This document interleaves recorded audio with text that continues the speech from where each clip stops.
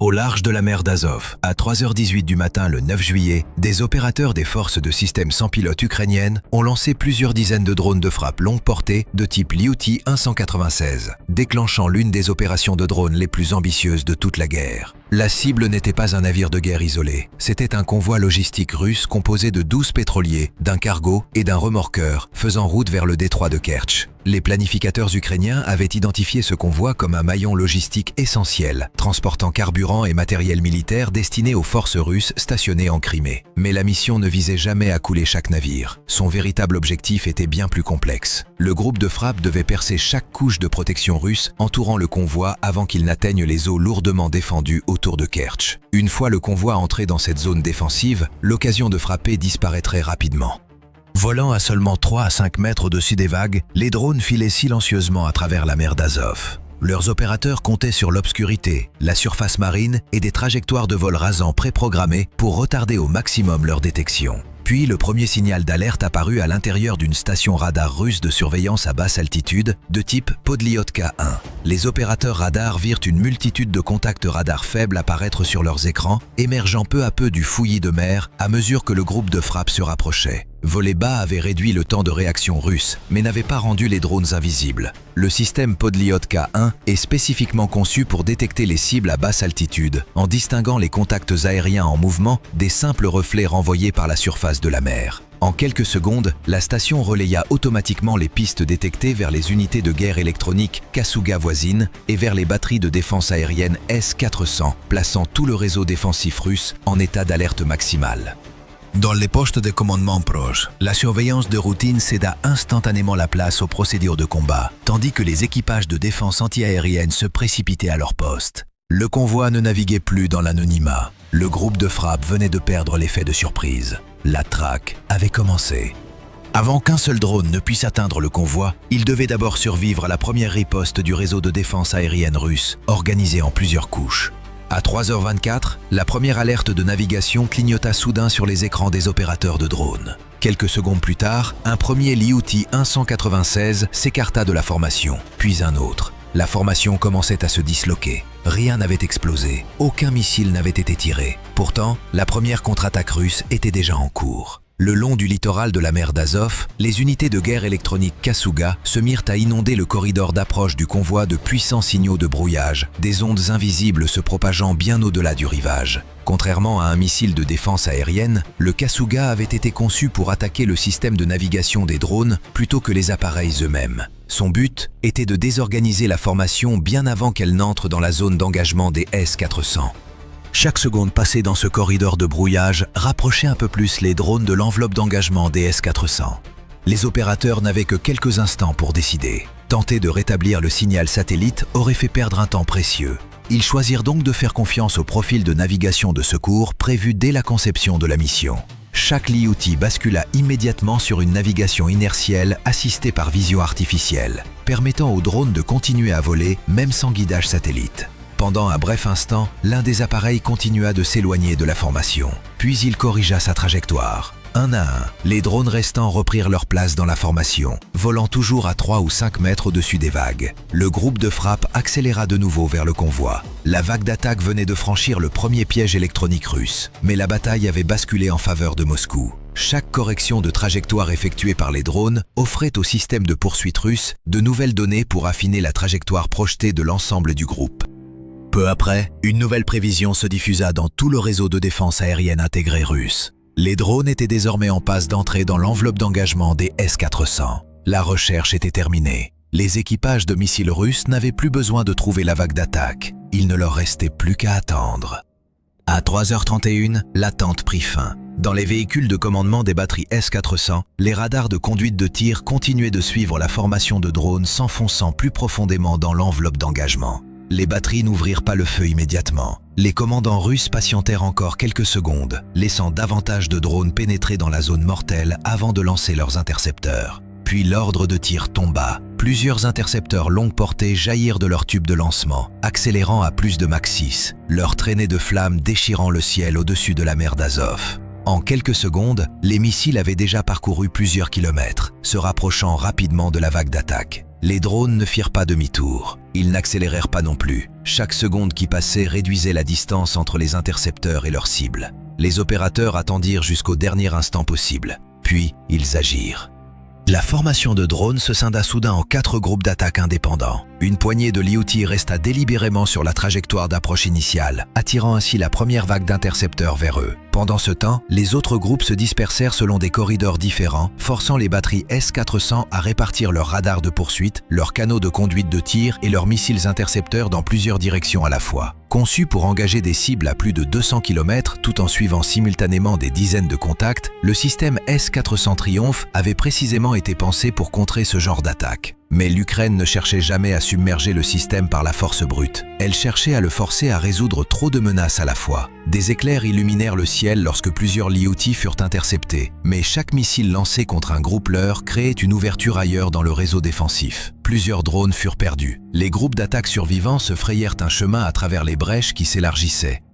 La première couche du bouclier antiaérien longue portée russe venait d'être percée, mais la bataille entrait dans une nouvelle phase. À partir de là, chaque kilomètre parcouru par les drones survivants réduirait un peu plus le temps de réaction russe. Le prochain affrontement ne se jouerait plus à longue distance, il se jouerait à la seconde près. À 3h37, les drones survivants pénétrèrent dans la zone d'engagement des défenses aériennes russes à portée moyenne. En quelques secondes, les batteries Buk M3 transmirent de nouvelles pistes de cible aux unités Tor M2 voisines. Alors que cette deuxième couche défensive du convoi prenait le relais, la première batterie de défense rapprochée verrouilla aussitôt sa cible sur le groupe d'attaque de tête. Des missiles intercepteurs filèrent bas au-dessus de l'eau, tandis que les équipes de conduite de tir tentaient d'arrêter les drones avant qu'ils n'atteignent le convoi. Les drones survivants changèrent de cap. Quelques secondes plus tard, un radar de conduite de tir se détourna pour suivre un autre groupe approchant d'une direction différente. La bataille ne se jouait plus sur la distance. Elle était devenue une question de temps de réaction. Contrairement au S-400 longue portée, qui couvrait de vastes portions d'espace aérien, cet anneau défensif rapproché n'était conçu que pour détruire les menaces volant bas quelques instants avant qu'elles n'atteignent le convoi. Chaque nouvelle approche imposait une nouvelle décision d'engagement. Les équipes de conduite de tir réassignaient sans cesse leurs cibles à mesure que de nouvelles pistes de drones apparaissaient sur plusieurs secteurs. Pendant un bref instant, un radar de conduite de tir se déplaça vers un drone approchant par le flanc est. Le groupe d'attaque de tête vira immédiatement vers cette ouverture. Un autre groupe suivit quelques secondes plus tard, se glissant à travers la brèche avant que le réseau défensif ne puisse redistribuer ses feux. L'ouverture se referma presque aussi vite qu'elle s'était formée, mais cela suffit. Les drones survivants avaient pénétré encore plus profondément dans l'anneau protecteur du convoi. Les défenses rapprochées russes continuaient de se battre, mais pour la première fois, elles réagissaient à l'attaque au lieu de la contrôler. Peu après, la cible apparut enfin. À travers l'obscurité, les silhouettes des pétroliers russes, du cargo et du remorqueur émergèrent lentement à l'horizon. La traque était terminée. L'assaut final allait commencer.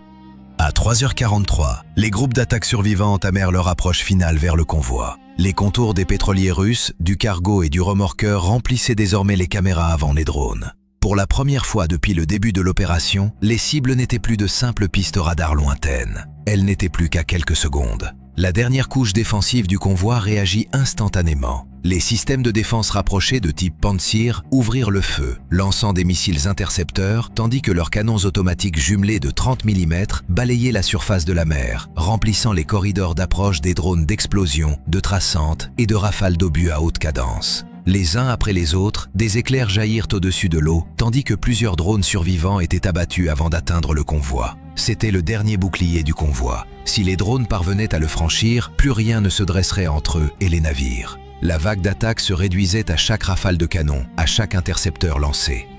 Les opérateurs abandonnèrent immédiatement le plan initial. Le groupe d'attaque de tête se détourna du convoi pour foncer droit sur le radar de conduite de tir du Pantsir. Ce radar était le cœur du système. Sans lui, coordonner les tirs de missiles et de canons contre de multiples cibles volant bas deviendrait considérablement plus difficile. Les équipages de défense réagirent aussitôt. Le radar verrouilla le drone approchant. Des intercepteurs furent redirigés vers cette nouvelle menace. Le LIOT ne changea jamais de trajectoire. Volant à seulement quelques mètres des vagues, il continua d'accélérer vers la position du radar. Quelques secondes plus tard, le drone explosa juste à côté du véhicule radar. Une explosion violente déchira la position défensive, projetant dans les airs des débris enflammés, des panneaux d'antenne fracassés et des fragments d'équipement. Le radar de conduite de tir devint soudain silencieux. Les équipes de conduite de tir s'efforcèrent frénétiquement de rétablir le réseau. Pendant quelques secondes critiques, l'anneau défensif rapproché du convoi perdit sa capacité à coordonner la bataille. Un étroit corridor s'ouvrit soudain à travers cette couverture défensive qui s'effondrait. Les drones survivants se précipitèrent dans la brèche avant que les batteries de défense rapprochées restantes ne puissent réorganiser leur feu. Le dernier bouclier venait enfin d'être percé. Il ne restait plus qu'une poignée de drones. Mais l'équilibre de la bataille avait changé. Pour la première fois depuis le début de l'opération, ce sont les drones survivants et non les défenseurs du convoi qui pouvaient désormais choisir leur prochaine cible. À 3h49, les drones survivants jaillirent à travers la dernière brèche défensive. Devant eux, l'ensemble du convoi russe apparut enfin dans son intégralité. 12 pétroliers, un cargo et un remorqueur se trouvaient désormais dispersés sur la mer d'Azov, changeant frénétiquement de cap, tandis que les équipages tentaient d'empêcher les drones d'atteindre leurs navires les plus précieux. En quelques secondes, le convoi se transforma en forteresse flottante. Des mitrailleuses lourdes crépitèrent depuis plusieurs ponts. Des systèmes de brouillage électronique s'activèrent à bord de plusieurs navires, tentant de désorienter les drones durant les dernières secondes de leur approche. Pendant ce temps, chaque système de défense à courte portée disponible fut mis en alerte, à la recherche du moindre drone ayant survécu aux couches extérieures. Chaque navire faisait désormais partie de la défense. Certains tiraient, d'autres manœuvraient pour protéger les navires les plus précieux du convoi. Les derniers cherchaient à aveugler les drones approchant par le brouillage électronique. Les groupes d'attaque survivants se retrouvèrent soudain sous le feu venant de toutes les directions. Des traçantes lumineuses se croisaient entre les navires, tandis que des champs de tir qui se chevauchaient balayaient les couloirs d'approche des drones. Poursuivre tout droit n'était plus envisageable. Les opérateurs abandonnèrent aussitôt l'idée de frapper chaque navire. Ils concentrèrent plutôt les drones restants sur le plus grand groupe de pétroliers du convoi. Les capitaines russes réagirent aussitôt. Plusieurs navires virèrent brusquement pour protéger les cibles prioritaires. D'autres accélérèrent pour refermer les ouvertures, mais chaque manœuvre écartait un peu plus un navire de sa position d'origine. Le convoi ne naviguait plus comme une formation unique. Il se scindait en groupes défensifs plus restreints. Un corridor d'attaque s'ouvrit brièvement entre deux navires en manœuvre. Le groupe d'attaque de tête vira aussitôt vers cette brèche. Les drones restants suivirent avant que le convoi ne puisse la refermer. La forteresse flottante se battait encore, mais elle ne défendait plus chaque navire de manière égale. L'Ukraine avait contraint le convoi à choisir ce qu'il pouvait encore protéger. Il ne restait plus qu'une seule passe d'attaque possible.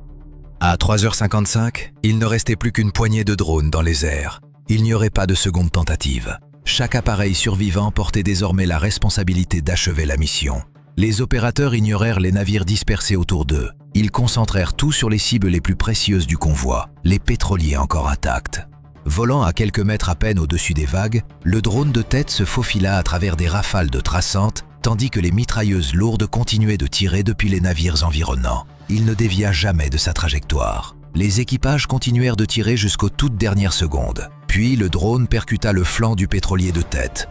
Une explosion massive déchira le navire, projetant des flammes et du carburant enflammé haut dans le ciel nocturne, tandis qu'une épaisse fumée noire s'élevait au-dessus du convoi. Des alarmes d'urgence résonnèrent sur les navires voisins, tandis que les équipages se précipitaient pour contenir l'incendie. Avant qu'ils ne puissent reprendre le contrôle de la situation, un autre drone survivant surgit d'une direction différente. Plutôt que de frapper le pétrolier en feu, il s'enfonça au cœur même de la formation du convoi. Une seconde explosion retentit entre les navires en manœuvre, obligeant les capitaines voisins à effectuer des virages d'évitement immédiats pour éviter un nouvel impact.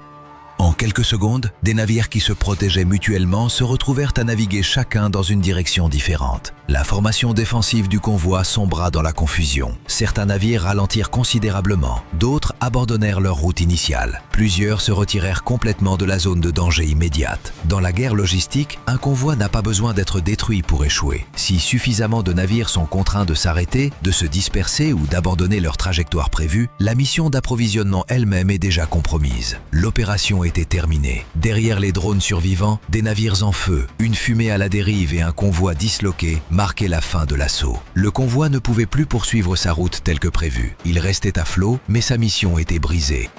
Alors que les premières lueurs du jour apparaissaient sur la mer d'Azov, la fumée planait encore au-dessus des navires endommagés et dispersés. Les drones survivants avaient disparu. Le convoi flottait toujours, mais l'opération avait changé quelque chose qui dépassait largement le sort de quelques navires. L'objectif de l'Ukraine n'avait jamais été de détruire chaque bâtiment traversant la mer d'Azov. Il s'agissait de contraindre la Russie à défendre chaque futur convoi, comme si une nouvelle attaque pouvait survenir à tout instant. Désormais, chaque transport de carburant et de matériel exigerait un dispositif de sécurité bien plus coûteux. Les prochains convois auraient besoin de navires d'escorte supplémentaires, d'une couverture de surveillance élargie, d'une protection électronique renforcée et de moyens de défense aérienne accrus. Il leur faudrait aussi davantage d'équipage, davantage de carburant et davantage de temps pour organiser chaque traversée. Chaque couche de protection supplémentaire consommerait des ressources qui ne pourraient plus être employées ailleurs. C'est là toute la logique cachée de la guerre logistique. Un convoi n'a pas besoin d'être anéanti pour échouer. Il suffit que des navires soient retardés, que des routes soient modifiées, que des forces supplémentaires deviennent nécessaires simplement pour maintenir l'approvisionnement. Les conséquences dépassent alors largement la frappe elle-même. Les explosions au-dessus de la mer d'Azov n'auront duré que quelques minutes, mais leurs répercussions se prolongeraient bien après la dissipation de la fumée. La véritable victoire n'a jamais été dans les navires en flammes. Elle résidait dans le fait d'avoir forcé la Russie à repenser entièrement la manière dont chaque futur convoi devrait traverser ses eaux. Car désormais, protéger un seul convoi reviendrait à devoir protéger tout un système.